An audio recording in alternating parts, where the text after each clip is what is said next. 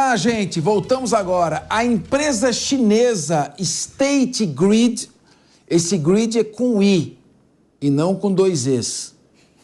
Dois Es seria ganância. Entendedores entenderão. Acho que você ver. Então, a empresa chinesa State Grid arrematou sozinha o lote 1 do leilão de transmissão de energia do ano que aconteceu na Bolsa de Valores em São Paulo, nesta manhã. Foi o maior leilão de transmissão já feito no Brasil, com 3 lotes concedidos e que tem previsão de investimentos de 21,7 bilhões de reais. A concessão tem prazo de 30 anos. O lote arrematado pelos chineses corresponde aos estados do Maranhão, Tocantins e Goiás e exigirá investimentos de 18 bilhões de reais, o que representa 83% do total. A Eletrobras estava na disputa de um dos lotes, mas acabou não levando. Meu querido Renato Batista, poxa, estou sentindo pelo menos uma entrada de capital estrangeiro no país.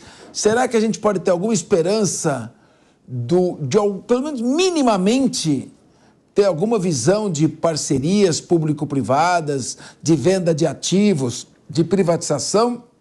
Ou vamos continuar com o Estado quelônico, repleto de cargos de confiança, indicações políticas, um centrão com apetite, o Estado lento, aumento da arrecadação tributária? Será que essa pode ser, pelo menos, esse pode ser um fio de esperança no coração estatizante do governo? Capês, entrada de investimentos no Brasil, é claro, é positiva. Agora, a gente tem que tomar cuidado aí com algumas coisas, né?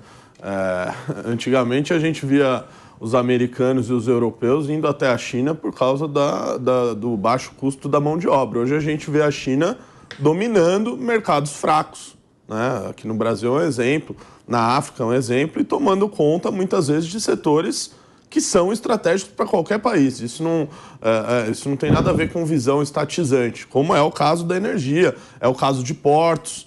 A gente já viu aqui a China entrando, disputando e vencendo leilões de parte importante no Porto de Santos. Então, acho que a gente tem que tomar um pouquinho de cuidado com isso daí, sabendo quais são as intenções, né, do governo chinês ao fazer esse tipo de investimento em mercados fracos como o nosso, como faz nos países africanos. Então, por um lado, é interessante ver os leilões, né, de quanto que pode arrecadar, entrar de investimento estrangeiro. Por outro lado, a gente tem que, eventualmente, discutir aqui qual que é o papel da Eletrobras nessa questão toda, numa visão de guiar os interesses nacionais brasileiros, de se isso é importante ou não. Então, eu fico com o pé atrás quando vejo esse investimento chinês entrando em setores como esse.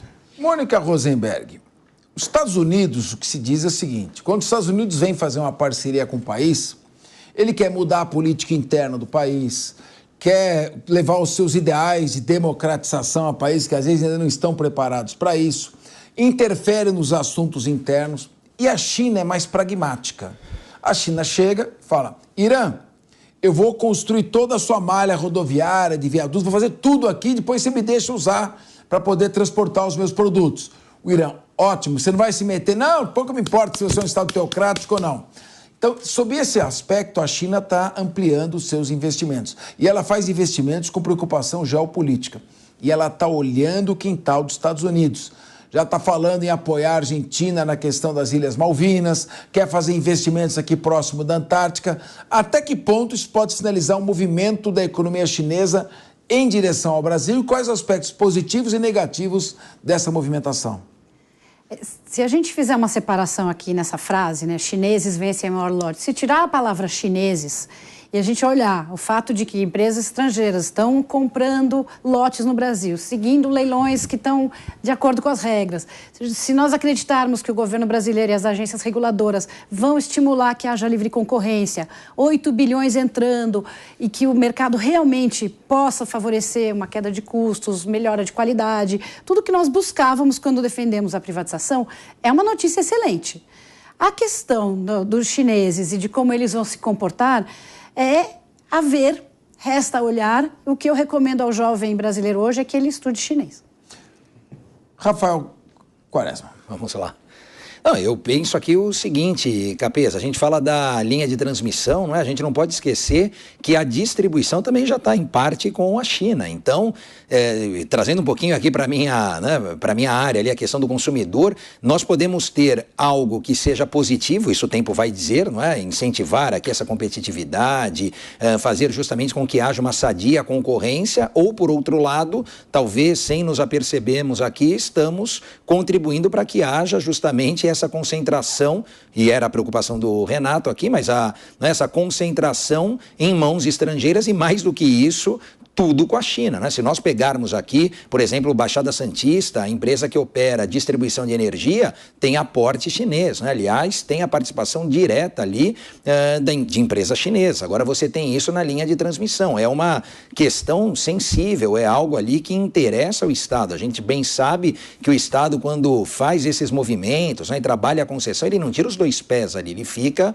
justamente, né, e minimamente ali monitorando. Por isso também a criação de agências reguladoras. Então é necessário que haja um diálogo aqui, eu diria uma convergência em relação a se garantir minimamente essa segurança, sobretudo aos usuários que são os consumidores.